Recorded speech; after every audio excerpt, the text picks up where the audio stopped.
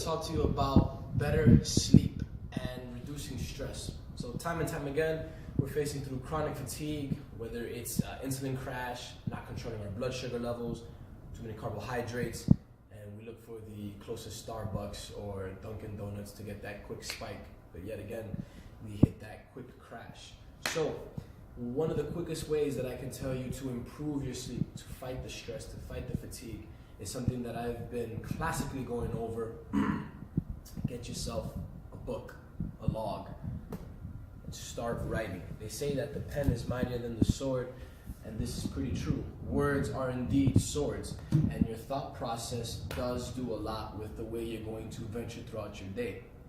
So time and time again, I tell all my clients, before bed, they should start a grateful log.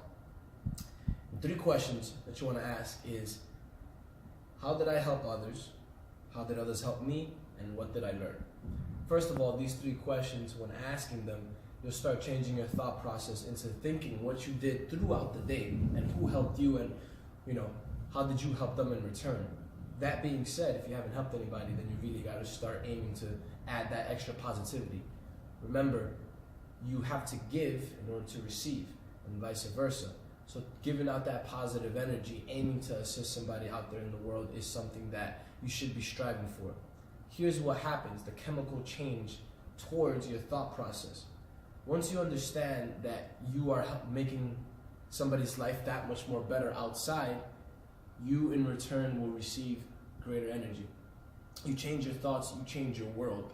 So you will know that by going to sleep, you made Earth just a little bit of a better place. So I think you should try these out. I'm sure 100% that not only will you feel better, but the next day you'll attack your mornings much more easier. You'll sleep with ease, and believe you me, journaling down your stresses is perhaps one of the most important things that you could possibly do.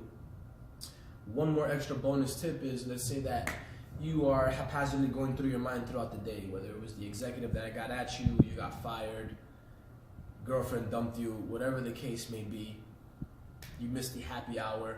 Always remember that there's usually people out there whose problems are probably 1,000 times much more worse. That being said, you need to write down a course of action. Write a course of action. Whatever the stress that you're dealing with now, make a little plan to handle it the next day and execute upon it. Thank you for listening. One last tip with this.